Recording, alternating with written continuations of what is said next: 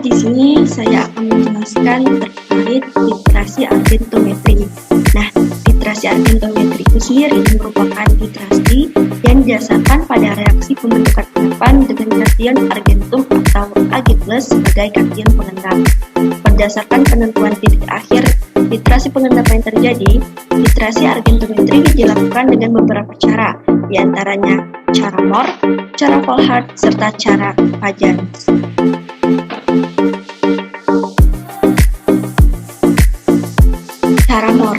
Cara Mohr merupakan titrasi langsung yang menggunakan indikator berupa anion kromat atau CrO4-, sedangkan cara Volhard merupakan cara titrasi tidak langsung menggunakan indikator kation Fe2+, dan yang terakhir yaitu cara Fajans merupakan cara titrasi argentometri tidak langsung dengan indikator atau senyawa turunannya seperti eosin. Nah, perhitungan yang digunakan pada titrasi pengendapan didasarkan pada harga KSP garam sukar larut yang terbentuk pada kesetimbangan reaksi pembentukan endapan.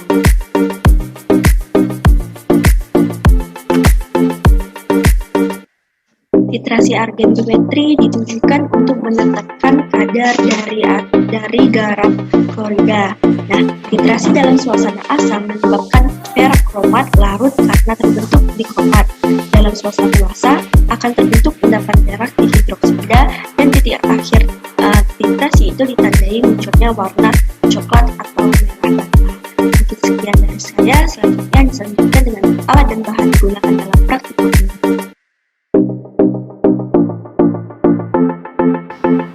Baiklah, di sini saya akan memaparkan alat dan bahan apa saja yang kita butuhkan serta cara kerja dari titrasi argentometri ini.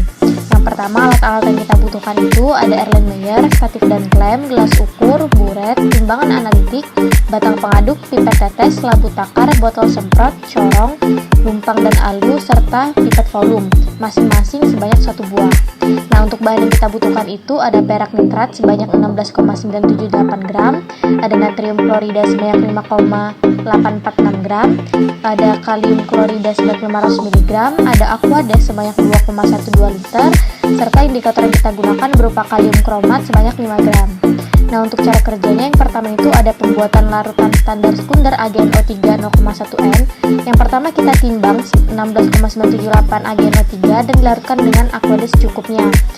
Dan dicukupkan volumenya sampai 1000 ml, kemudian dikocok homogen. Nah, untuk pembuatan larutan standar primer NaCl 0,1N-nya itu kita lakukan dengan melarutkan NaCl di dalam aquades dan dicukupkan volumenya sampai 1000 ml, kemudian kita kocok hingga homogen.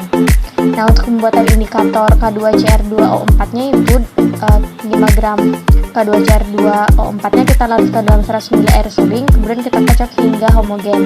Nah, untuk pembakuannya itu larutan NaCl-nya sebanyak 10 ml kita masukkan ke dalam Erlenmeyer dan ditambah dengan 3 tetes indikator. Kemudian kita titrasi dengan larutan AgNO3 sampai warnanya itu tepat mulai berwarna. Nah, untuk penetapan kadarnya itu 500 mg sampel kita larutkan dalam 20 ml aquades, kemudian ditetesi dengan 3 tetes indikator dan kemudian dititrasi dengan larutan AgNO3 sampai tepat mulai berwarna. Oke, baiklah, saya Umi Fitri akan melanjutkan pembahasan terkait titrasi argentometri. Sebelumnya mari kita ulas sedikit ya apa itu pengertian dari titrasi argentometri. Nah, jadi titrasi argentometri itu adalah penetapan kadar suatu sampel dalam suatu larutan berdasarkan pembentukan endapan dengan menggunakan AgNO3 atau perak nitrat sebagai larutan standar. Nah, titrasi argentometri ini sendiri dilakukan pada suasana tertentu. Metode titrasi argentometri sendiri dibedakan menjadi 4, ada metode Mohr, ada metode Fajans, ada metode Volhard, dan juga yang terakhir metode Gay-Lussac. Nah, pembagian keempat metode tersebut itu berdasarkan pada indikator yang digunakan. Nah, pada praktikum kali ini kita akan membahas titrasi argentometri metode Mohr. Nah, berdasarkan literatur yang kami baca itu katanya metode Mohr sendiri merupakan metode yang terbaik untuk penetapan kadar garam klorida, bromida, CN-, dan lain sebagainya. Nah, dalam metode Mohr sendiri kita menggunakan titran berupa peranitrat atau AgNO3, dan kita juga menggunakan indikator kalium kromat atau K2Cr4. Nah, titik akhir titrasi pada metode Mohr itu akan tercapai apabila terbentuk endapan yang berwarna